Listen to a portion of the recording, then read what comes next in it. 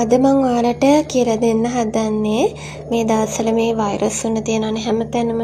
එතකොට ඒ වෛරස් වුණට බෙහෙත් විතරක් ඇත්තටම බීලා මදි. ඒත් එක්කම අපිට බොන්න පුළුවන් අපේ ප්‍රතිශක්තිකරණය වර්ධනය කරන පෝෂණීය කැඳක් ගැන විශේෂයෙන් අපේ කුඩා දරුවන්ට සහ වැඩිහිටියන් දෙගොල්ලන්ටම මේක සුදුසුයි. මම මුලින්ම කියලා දෙන්නම් මේක හදන්නේ කොහොමද කියලා. ඊට පස්සේ ඔයාලට මම දාන්නම් මේකේ ඇත්තටම මොනවද අපිට තියෙන ප්‍රතිලාභ කියලා. මම මේ අරන් තියෙන්නේ හීනටිහාල් කුඩු. මම මේක කුඩු ගත්තේ ඇත්තටම මේකේ තොර ඉක්මනට තැම්බෙන හින්දා. ඔයාලට නැත්තම් හීනටිහාල් ගන්න මේ කුඩු කරන්නේ නැතුව ගන්නත් පුළුවන්. නැත්තම් කුරුළු තුඩ ගන්නත් පුළුවන්. මම මෙතන අරන් තියෙනවා මේ සැඳි දෙකක ප්‍රමාණය. මේක අපි 3 දිනෙකට හරියන විදිහට තමයි මම අරන් තියෙන්නේ. ඊට පස්සේ ඒකට මම මේ විදිහට වතුර එකතු කරනවා.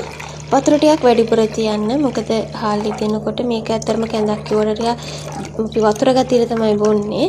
ටිකක් වතුර වැඩිපුර තියන්න. ඊට පස්සේ මම මෙතන අරන් තියෙනවා අමු ඉඟුරු මේ විදිහට චූටියට කපලා තමයි ඇත්තටම ඉඟුරු අරන් තියෙන්නේ. ඒ වගේම ගම්මිරිස් කුඩු මේ තියෙන්නේ යකිනාරම් කොළ වලට තියෙන යකිනාරම් කොළ ගන්න. නැත්නම් ගැටලුවක් නැහැ. යකිනාරම් කොළ දාන්න තියෙනවා නම් හොඳයි. ඊටසේ රතු ලුණු කිසිම වෙලාවකත් බී ලුණු ගන්න එපා. රතු ලුණු පොඩි පොඩියට කපලා ගන්න. ඊට පස්සේ මෙතන තියෙනවා සුදු ලුණු. මේ ටික තමයි ප්‍රධාන අමුද්‍රව්‍ය වෙන්නේ. ඒ වගේම ලුණු නම් ඔයාලගේ රස පදමට ගන්න. දැන් මේ ටික අපි අර වතුර එකට දාගන්නයි හදන්නේ. මේ තියෙන්නේ ඒ විදිහට ඔක්කොම ටික එකතු කරගත්ත වතුර එක. දැන් මේක හොඳට බත් එක ඉදෙනකන් අපි දැන් මගෙන ඉක්මනට මේ ඉදෙනවා. මොකද හේතුව මම මේ පවුඩර් හාල් එකේ පවුඩර් එක අරන් තියෙන හින්දා හොඳට ඉදුණට මේ පස්සේ තමයි අපි මේක ලිපෙන් බාගෙන වතුර මදි නම් දැන් අපි විශේෂයෙන් මේකට බත් මේ හාලට පාවිච්චි කරොත් ටිකක් වැඩිපුර වතුර යොදන්න වෙනවා. හොඳට හාල් තැම්බෙක ඒ වගේ මේ වැඩිපුර වතුර ප්‍රමාණයක් තියෙන්න ඕනේ මේක. මොකද මේක අපි නිකන් මේ බත් කනවා වගේ නේ කැඳක් වගේ දියර ගතිය හොඳට වැඩිපුර තියෙන්න ඕනේ. මේ තියෙන්නේ අපේ දැන් හොඳින් උතුරන කැඳ එක.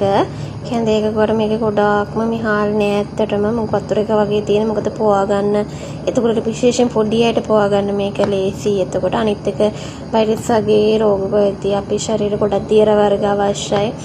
මේ ශරීරයේ ජල සමතුලිතතාවය පවත්වා ගන්න. ඉතින් එතකොට මේක මේ පෝෂණයෙන් වගේම ගුණයනුත් ගොඩාක් වැඩි. මේ දරුවෙට එතකොට මේ දරුවෙට විතරක් නෑ අතරම මේ ලොකු කෙනෙක්ට උනත් මේක ගොඩාක් හොඳයි. මේක මේ උණ හැදෙන්න ඕනේ නෑ ඇත්තටම බොන්න. උණ හැදෙන්න නැති උනත් මේ තියෙන සීත දේශ ගුණය මේ සාමාන්‍ය සෙම හෙම්බිරිසා වගේ තියෙන මේක සතර දෙපාරක් විතර බිව්වට කමන්නේ. නිකන් උනත් මේක හදන් බිව්වට කමක් නෑ. අපේ ප්‍රතිශක්තිකරණයේ වර්ධනය සඳහා. ඇසේ දැන් මේ වගේ වෙලාදී මම ලිප ඕෆ් කරලා මේක පොඩ්ඩක් මේ කොළ ටික මේ රස්නෙම්ම තැම්බෙන්න වහලා තියෙනවා.